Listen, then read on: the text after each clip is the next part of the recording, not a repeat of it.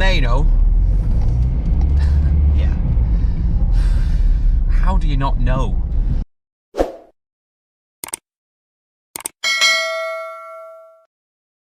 Hi guys, Lee here, welcome back to the channel, and you join me today as we have a look at one of my part exchanges. This time it's a 2003 old Citroen C3 1.4 diesel that we're tucking in part exchange against the Ford Fiesta. Now the Ford Fiesta was featured on the channel. We covered it over 3 parts, from when we originally bought it at auction to fixing it, and then obviously getting it ready for the MOT and eventually selling it on. So you can check out that video in the link description below. Now, we sold this to a guy who actually I know locally, who's come to the garage many times and I've dealt with a few times, and he wanted the Fiesta to replace his older Fiesta, which was falling apart. He left a deposit on it, and I thought that would be the end of that. Now, for some reason, he just seems to have disappeared off the face of the earth. I can't get hold of him, he won't answer his phone. It's been a number of weeks now, so I just decided, you know what, enough's enough. He's lost his deposit, forget it, I'll just sell the car on to someone else. Now, luck would have it, we had a guy interested across the way who works for one of the other businesses. His car was starting to go a bit poorly, and he decided that he needed to get a new one ASAP. The Fiesta was a perfect fit for him, just in his budget, and should give him a good few years of solid use. It's a fantastic little car, and he's chuffed and made up with it. Now, we took this Citroen in part exchange for 300 quid. I just knocked him the £300 off, because that's pretty much what you'll get for its scrap anyway. And obviously, if it's got any life in it, we could then potentially look to move it on again. Now, it's the 1.4 diesel model. I know it's an old car, but if it's got any life left in it, it will have some resaleable value. Anything with a full MOT on at the moment that runs and drives is going to get about £600–700, even for some really old clonkers like this is. But you know, it'd be a nice thing to go have a look round it. We do know there's something wrong with it. He's saying it had a lack of power. I'm hoping it's one of 2 things. The common issues on the 1.4 diesels that were fitted to the Citroens and the Peugeots and the Ford Fiesta of that era. Mass sensors, really common, where they just basically pack up. The car basically doesn't boost properly, it's very sluggish and slow. That's what it sounds like he's describing as the fault with this Citroen. Or alternatively, you get injector seal faults, where they just basically, the jet seals go, they chuff, they have lack of power, they smoke and just drive really horrible. Either of those 2 problems can be quite easy to fix, and if we could do that, we might be able to then maybe get an MOT on it and maybe sell it on to someone else, who knows. But it might go the other way, it might be a piece of crap and then we might have to scrap it. So I might as well have a look at it, see what we bought and see if we can save it. So let's go check out the little Citroen. Right, here it is guys, it's been dumped in the corner. The Citroen 53 plate C3 1.4 diesel part exchange ripper. What we got? Oh, got a land sale on there, some money been spent, not a great deal, but there's worse tyres out there I suppose.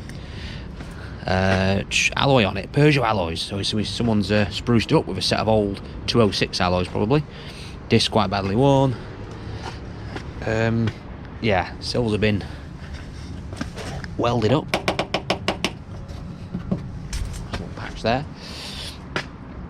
Quite straight on the body really for an old, what car's 20 years old I guess, but you know, you're going to see little bits like that, aren't you? Filthy dirty. Look, tyre on the back, look perished. 3mm on it, not the best. Missing the old back wiper. Bit of a diesel spillage there. Bit of a cheapy budget tyre, an old Ginu on the back, 4mm. Sill again, been welded up. Yep. For a plate job, it's okay. And just shocks it up as they do. Just a cheap repair to get for the MOT. A few light scratches. It is what it is, isn't it? You know what I mean? It's an old ripper. It's a part exchange. But if it's fixable, 1.4 diesel, cheap road tax, there might be another owner for it. Maybe a bit of use out of it. You never know, do you? At the end of the day, at the moment, you just can't judge anything at the moment as scrap. You've got to look at it closely and think, is there some life left in it? Can someone get 12 months out of it? Because if they can, ultimately, it's worth money, because at the moment, what else are you going to buy? My God, it wants a valet. Jesus. Oh, yeah, a thorough shampoo in order, I think. And a blooming good valet. It is, oh my word, look at the ash in there. Oh my word, oh, it stinks as well. It is rancid. 5p there though, so we're up. Yeah, it's like a 90s pub ashtray in here. Back of it, wind me down windows, beautiful. Seats are rancid again, parcel shelf dumped in the back. Yeah, it can be rectified. A valet and probably throw a smoke bomb in it or something, get rid of that horrible nicotine smell, because it is bad. Oh, look inside her. What we got on mileage? Oh, got 2 bar of fuel in it, bit of diesel. 117 thou. Oh, I expected to be more than that, to be fair, but lucky windows, stereo. Stereo's even tuned in, radio too. Beautiful. I mean, in this day, this would have been a half-decent little car. 1.4 diesel, cheap to run. Not a bad old thing, the C3. I quite like the C3. You know, they're all right. Sold a few of them over the years, and people like them. They're quite a popular thing.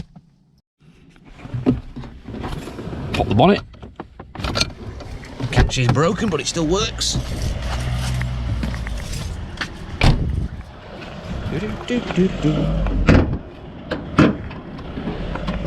The old 1.4 HDI engine.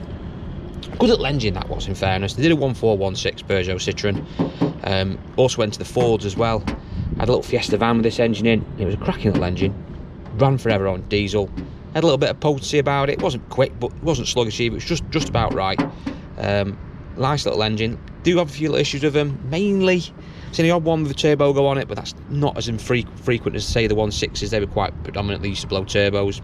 But injector seals were quite a common thing. They used to chuff when you started them up, and seals were going in. But they're easy fix. You can buy a seal kit, as long as they weren't too far gone and people had just driven them with the leaky seals on them. Eventually they'd knacker the actual seats up, but as long as they hadn't gone too far with them, you could repair them pretty straightforward, to be honest. And obviously, like I said, MAF sensors used to go on them as well. That's buried under there, the bottom there, but they were quite common. Changed a few of them on the Fords and stuff, so maybe it might be that set up. Maybe that might be the fault on this, who knows. Right, let's enough of that. Let's actually drive it and see what this Citroen is actually doing. Right, it's rigged up. She's alive. Fired on the button. A little bit of noise, but is it chuffing? No? So usually if the inject seal's gone, as soon as you start it, chick. Horrible. You can see it straight away, but nothing really out of the ordinary. I mean, if you...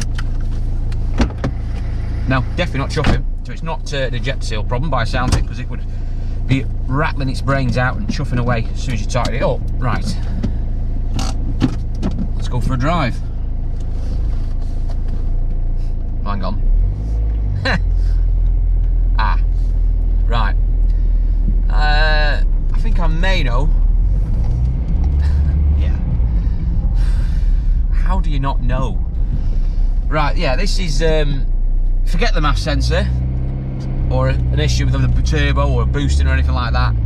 This is something a bit more straightforward that's wrong with this car. The fact that I am barely moving.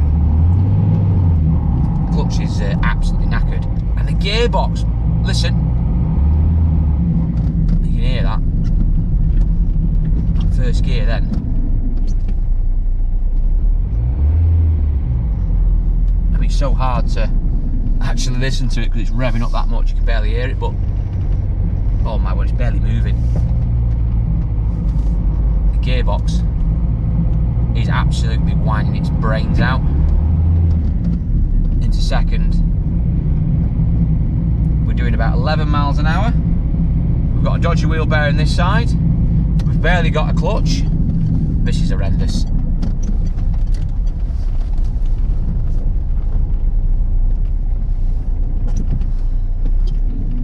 Yeah, I'll let this guy go because I don't dare pull out on him.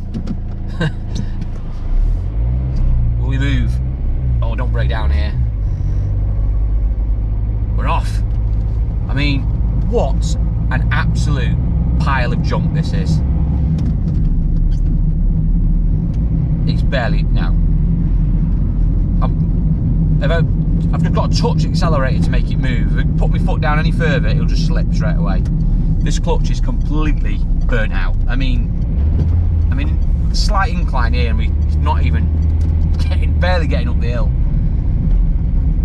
This is unfortunately not rescuable on any level. This is only fit for one place. That wheel bearing's horrendous. How's someone driven this? Someone's been driving this. This guy don't live close either. He lives good 20 miles away from where he works here. I don't know how he's managed. I mean, he wants a medal, to be honest with you. Getting this car in every day, like he's been doing, fair play to him, because, I mean, I barely got to the bottom of the road. Now, this is, unfortunately, had it. Gearbox is knackered, it's whining its brains out. Wheel bearing off that side. Clutch is gone. It'll probably want all sorts underneath anyway, suspension work, whatever. It's been welded before, it'll probably be rotten again. You never know, you might be welding it. There isn't really there is no point even attempting to address this car and fixing it. I mean, don't get me wrong, I like a challenge, and I don't like scrapping things, and it's very rare that I will scrap things. If there's any life left in it, if I think there's a margin in it, I'll go on with it. I mean, people have mentioned that in the other videos. I mean, the C4, for example, I believe there's money in that still, even though it wants an engine, so I've gone on with it. Other people disagree. Everyone's welcome to their opinions, but the proof's in the pudding. We'll see when we do it, but I think there's money in that car. Honda was another example of where, you know, there was a little bit of money in it, but it was too much work to warrant doing it. You just got to find where the line is to draw and say, no, enough's enough, regardless of how much this will be worth with an MOT on it. You know, fine, it's worth more than it was 2 years ago, but it's you just, time you spent all this money on it, you get nothing back for it, and then you've still got to stand by it and look after the customer who buys it. So this is unfortunately off to the scrapyard. There is no way this car is going to have any more use to anyone. It's a shame really, because it'd been quite a nice car in its day. And being the 1.4 diesel, it could have served someone a purpose and could have been a little bit of cheap motoring. Oh well, never mind. It's just the way, that's the way it goes. So scrapyard, this one. I mean, I have actually priced this already up before I actually bought it. The scrap on this is 292 quid, I think, off one of the companies online to come and grab it. So I'll just ring them and get them to come take it. The battery starts though, on the button.